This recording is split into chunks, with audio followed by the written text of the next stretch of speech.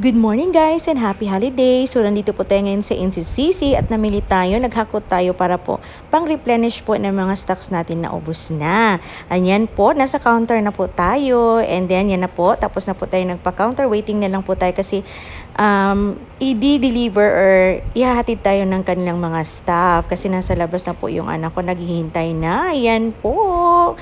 And syempre ibang sasakyan pong dinala namin kasi yung anak ko, ito yung kasi yung sa anak ko, kaya kasi yung papa niya ay nasa bahay lang. Kaya hindi ko alam kung mapasok ba ito lahat ngayon dito. Kasi sa tingin ko marami talaga. Yan. And then may napamili na din kami bago kami nagpunta dito sa store. So may laman na nauna yung yung sasakyan. Ayan, ayos-ayos yan hanggang sa hindi ko alam kung makaya yan kasi maraming mga cartoon. So, bumili tayo ng cartoon-cartoon na tubig. Kahit na meron tayong ibang brand ng tubig, mabili naman ito.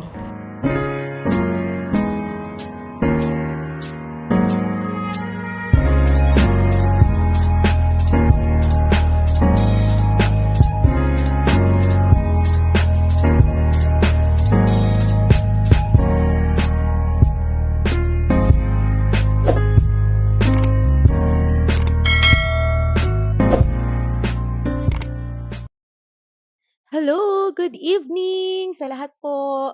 Medyo nagabihan tayo ngayon and hindi pa ako tapos sa pagpa-pricing. So meron pa akong 3 karton tapos 2 malalaki na mga cellophane. Kasi aside po kanina kasi na nag-grocery tayo, mayroon tayong binili na mga batches of cellophane, yung mga pang-ice, pang-mantika, ganyan. Tapos bumili din ako yung para kasi ibalot sa mga book parade character kasi i-display ko na siya. So, kailangan ko siyang ibalot ng malaki na transparent para makita siya, para hindi siya maalikabukan. So, finally, nakakita ako kanina. So, bumili na rin tayo ng iba pang mga variant na mga cellophane na kailangan natin dito sa store kasi talagang marami nga naman ang naghahanap ng mga klase-klaseng mga cellophane. So, medyo gabi na, makita ninyo medyo or talagang madilim na. So, ewan ko kung anong oras tayo matatapos today. Hopefully, matapos natin today para tomorrow, another holiday, mag-chillax-chillax na naman tayo kahit konti. O, diba? Sana wala ng hakutan tomorrow. So, bali ang nangyari kanina, so anong oras na kami nakarating? So marami tayong pinuntahan, tapos kumain pa tayo, ganyan. So marami tayong mga activity kanina. So ang naiwan dito sa bahay yung pamangkin ng asawa ko na siya yung nagbabantay sa store. So pero 'pag umalis kami, cut off yung GCash. So ngayon kaya maraming nagpapa-cash in, cash out kasi nga wala kami kanina. Ang nakakaloka lang kasi kanina tinawagan kami na puwede ba daw magpa-cash in, oh. Tingnan ninyo, talaga pong, gano'n na po yung yung GCash namin dito. Talagang marami na po talaga kaming customer, binabalik-balikan kami sa awa ng Diyos kahit na, ah, konti lang kasi naka-percentage din po yung charging namin sa GCash dito. So ngayon, ang mag-update lang naman ako 'no, mag-update ako. Ano bang puwede nating pag-usapan ngayon? Sa pagpa-pricing pala. So balikan natin ang pagpa-pricing. Kasi nakita ko din doon sa group chat ng mga grupo ng mga may-ari ng mga, sari-sari store. May napansin ako na lagi pong nagtatanong ng, mga paano daw ang pricing, magkano daw ang price ng ganito, magkano daw ang price na ganito. Ngayon, sabi ko, bakit pala hindi nila alam paano magpresyo ng mga binebenta nila? Kasi dapat kasi alam natin paano po tayo mag-pricing sa ating mga tinitinda. Hindi po tayo nakadepende kung ano yung price ng iba.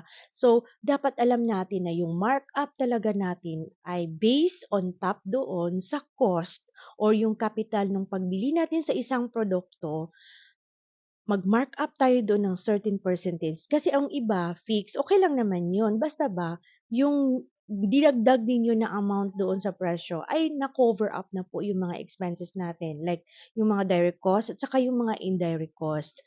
So, may nagtanong sa akin, paano daw ako magpresyo? So, magkano daw yung add-on at saka markup ko? So, ang markup ko talaga, so ito na i-share ko na sa inyo. Ang bigas ko ay nasa 15%. Yung goods ko na consumable ay nasa 25%. Tapos yung mga dry goods ko ay nasa 35 to 40%. Depende 'pag fast moving siya, 'pag like mga medyas, so ang presyohan ko niyan magma-markup lang ako ng 35%. Pero yung mga like mga damit-damit na hindi talaga siya mabenta, madaling mabenta ay nasa 40% siya. So yun yung markup pricing ko sa aking mga produkto dito. So kahit na yung anak ko ang magpa-pricing, alam niya magkano yung markup kasi yun talaga yung siniset ko na standard kung paano mag-pricing. So, dapat alam po natin ang pagpa-pricing kasi po 'pag hindi natin alam baka po hindi natin ma-account yung cost natin na lugi tayo. Tapos may opinion na akala daw nila piso-piso, dos-dos lang daw yung idadagdag. Depende kung okay sa'yo, kung 'yan ba naka-cover na ba yung mga expenses mo, pero kung hindi malulugi ka talaga. Pero sa akin yun talaga ang standard markup ko sa aking lahat ng aking mga tinda dito, may standard talaga. So, kahit na wala ako or sila yun lang yung nagkumpra or bumili, ayun nawala yung video ko kasi full na yung memory ng aking iPhone. So, magkape muna tayo. So, ito yung kape ko. Bago ako kumain, magkape-kape muna tayo, usap-usap, kape-kape, ganyan. So, yun. Yun yung ano ko, yun yung way of marking up sa lahat ng mga tinda ko. So, ulitin ko, sa bigas, nasa 15% kasi binaba ko talaga kasi basic talaga. So, 15% pa din siya. So, sa consumer goods ay nasa 25%. Sa dry goods, depende 'pag, mabenta siya nasa 35%, pero kung hindi, 30 to 35%, kung hindi, pero usually 35% talaga ako. Kung hindi naman ay nasa 40% para sure ako. Kasi yung cost of money na nagstay yung, tinda mo na walang bumili, may cost of money po 'yan. So, at least ma-compute natin 'yan para alam natin na hindi din maganda na naka-stock up lang yung, tinda mo diyan na hindi mabili. Yung cost of money na binili mo ay kakainin yung cost of capital natin. So, yun ang aking mai-share sa inyo for this video. Update tayo during this holiday. Happy araw ng kagitingan sa lahat. Saludo po tayo sa lahat ng mga nagiging heroes natin, sa mga lahat ng tao na talagang nagsisikap, no? Magiting na mga tao na nagsisikap para sa kanilang pamilya, hindi lang po sa mga nakilala natin, but sa lahat po ng tayo na mga nagsisikap, tayo po ay mga magigiting na mga mamamayan. So, yun lang aking mai-share for this video. Short lang muna tayo. Yun lang talaga dapat malaman natin paano tayo mag-markup ng ating mga product para hindi po tayo malugi. So, yun lang po ang aking mai-share. Thank you. Hope you like the video. Please don't forget to like and subscribe. God bless po. Guys, malapit na tayong matapos. Ayan, na-pricingan ko na to. Dalawang, tatlong karton na lang. At saka itong mga napamili ko. Ano ba itong napamili ko kanina? Aside na sa nag-grocery tayo, ay mayroon tayong binili na ito siya mga cellophane na ziplock. And itong actually ang goal ko lang talaga kanina ay bumili ng electrical tape. Ayan. Pero nung bumili ako doon, marami ako nakikita katulad nito na mura lang. Ayan, mga hair dryer. At saka itong